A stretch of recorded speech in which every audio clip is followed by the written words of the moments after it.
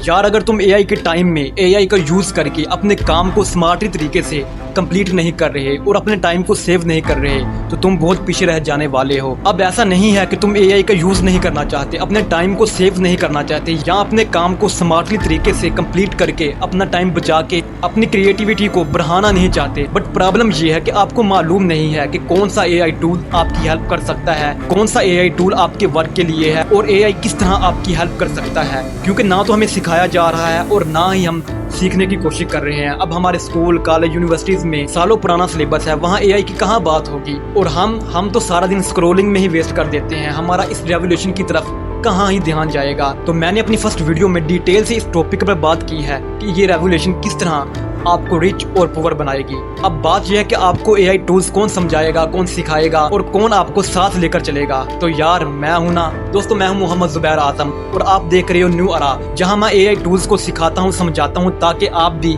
New अरा में दाखिल हो सको। तो आज हम बात करेंगे गूगल के एक इंटरेस्टिंग फीचर की और कमाल के एआई टूल की जो आपकी स्टडी में, कंटेंट क्रिएशन जर्नी में या आप जो भी वर्क कर रहे होते हैं उसमें आपका भरपूर साथ देगा और आपके टाइम को सेव करेगा, आपकी क्रिएटिविटी को बढ़ाएगा और आपको टॉपर्स में लेकर जाएगा। तो मैं बात कर रहा हूँ नोटबुक एलएम की। तो सबसे पहले हम समझते हैं कि नोटबुक एलएम है क्या। तो नोटबुक एलएम एक ऐसा एआई टूल है जहां आपको वही कुछ मिलता है जो आपको रिक्वायर्ड होता है। फॉर एग्जांपल, आप अपनी बुक से एग्जाम की प्रिपरेशन कर रहे हो और बाद में आकर आप नोटबुक एलएम से क्वेश्चंस पूछते हो, तो नोटबुक एलएम आपको आपकी बुक से ही आंसर करेगा और वही करेगा जो आपके एग्जाम में आने वाला होगा। तो सबसे पहले बात करते हैं हम नोटबुक एलएम के इंटरफेस की।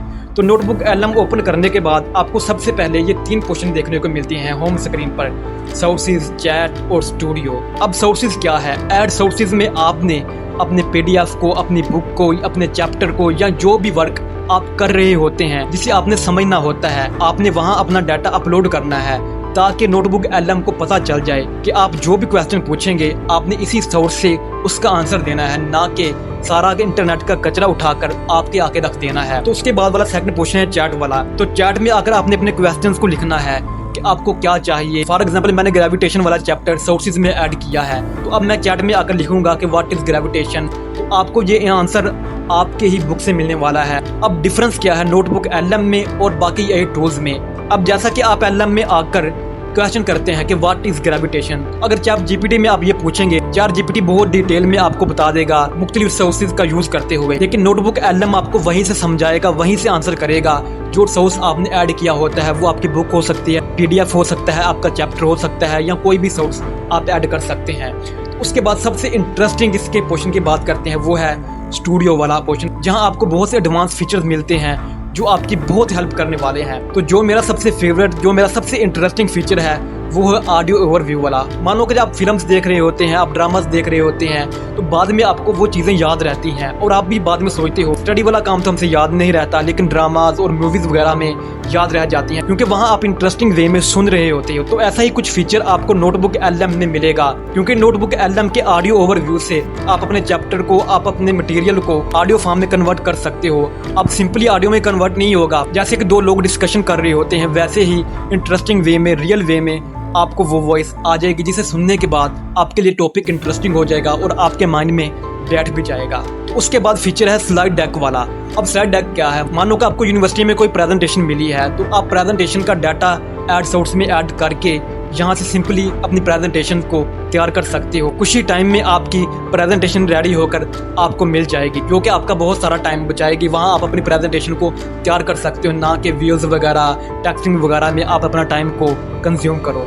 उसके बाद ऑप्शन आता है वीडियो ओवरव्यू वाला। आप अपने कंटेंट को, अपने चैप्टर को, अपने डाटा को वीडियो फॉर्म में भी कन्वर्ट कर सकते हो। उसके बाद ऑप्शन आता है माइंड मैप वाला। मानो कि आपने कोई कंसेप्ट को अंडरस्टैंड करना है, तो माइंड मैप आपके लिए बहुत ही हेल्पफुल होने वाला है, क्योंकि आपको ये ट्रीज की फॉर्म में आपको कंसेप्ट समझाएगा। जो भी इंपॉर्टेंट चीज़ें होंगी वो आपको एक ट्रीज की फॉर्म में बताएगा ताकि आप एग्जाम के लिए प्रिपरेशन कर सको। तो उसके बाद ऑप्शन आता है रिपोर्ट्स। आपने रिसर्च करके बहुत सारे पेपर्स रेडी किए हैं, अब आपको रिपोर्ट्स रेडी करनी है, तो आपने अपने रिसर्च पेपर यहाँ अपलोड करने हैं, तो बाद में आपने सिंपली रिपोर्ट्स तैयार करवा लेनी है। उसके बाद है फ्लैश कार्ड। आप एग्जाम की प्रिपरेशन कर रहे हैं, आप अपने कॉन्सेप्ट को याद रखना चाह रहे हैं या जो भी आप याद कर रहे हैं आप सोचते हैं कि आपको भूले ना, तो वहाँ आप फ्लैश कार्ड्स का यूज कर सकते हो। अब आपने एग्जाम प्रिपरेशन की है, अपने आपका क्लास में टेस्ट है, तो उससे पहले आप रिहर्सल कर सकते हो, अपने एग्जाम की प्रिपरेशन कर सकते हो, ये देखने के लिए कि मेरी प्रिपरेशन कैसी है। तो उसके लिए आप फीचर यूज करने वाले हो क्विज का, यहाँ आप अपने टेस्ट को दे सकते हो और टेस्ट भी सेम वही आएगा, वही से पूछा जाएगा जो आपकी बुक में होगा, जो आपके चैप्टर में होगा, जो आपके डाटा में होगा, जो आप प्रोवाइड करने वाले हो।